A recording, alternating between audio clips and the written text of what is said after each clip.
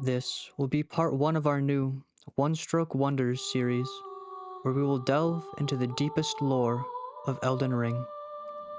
Before we start the lore dive, I would ask that you subscribe to the channel for more Elden Ring content.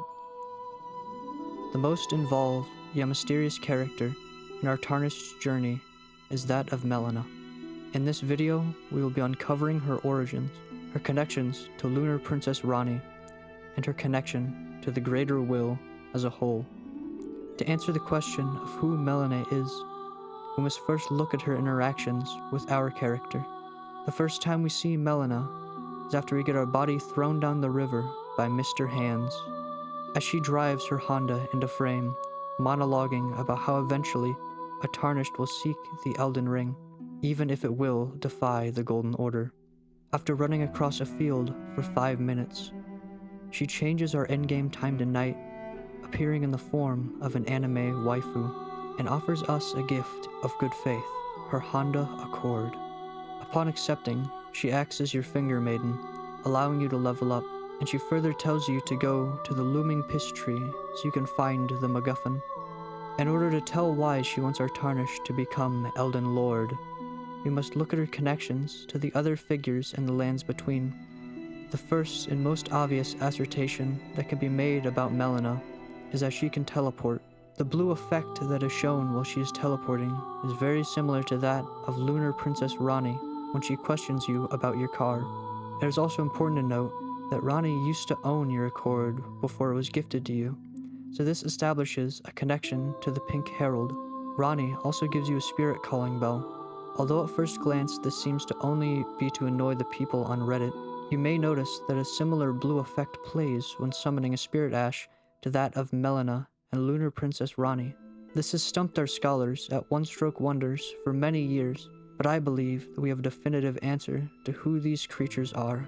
Due to their ability to teleport and be summoned from nowhere, it can only be assumed that Melina, Lunar Princess Ranni, and Spirit Ashes are all Pokemon. Just like with the red light that allows Pokemon to enter and exit their balls, the blue mist allows Melina to be summoned to hold your hand or to give exposition. One of Lunar Princess Ranni's advisors, Preceptor Celavis, specializes in turning people into Pokemon. We know that Celavis made Ranni a Pokemon after she killed her original body to rebel against the greater will. It would not be a stretch to assume that Celavis also gave Melina the body of an anime waifu-type Pokemon to get our Tarnished to trust her more. Knowing this, it is likely that Melina is catfishing the Tarnished so that she can fulfill her self-immolation kink. And she is likely actually a balding, middle-aged man named Todd who lives in his mother's basement. Now that we know definitively that Melina is a Pokemon, what type would she be? To answer this, we must look at the Frenzied Flame ending of Elden Ring, where we can see Melina's Gloam Eye.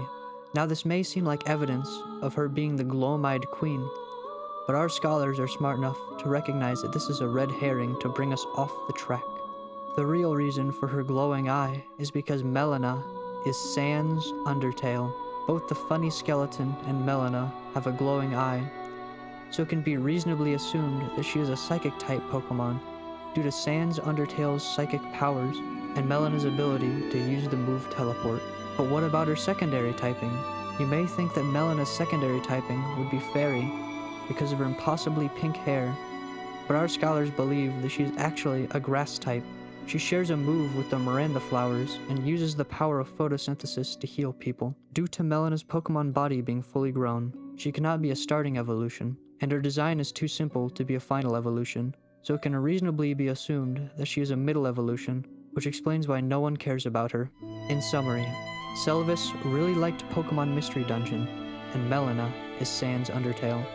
If you enjoyed this deep lore dive, I would ask that you consider subscribing to the channel, as less than 0.1% of people are subscribed. But until then, bye-bye.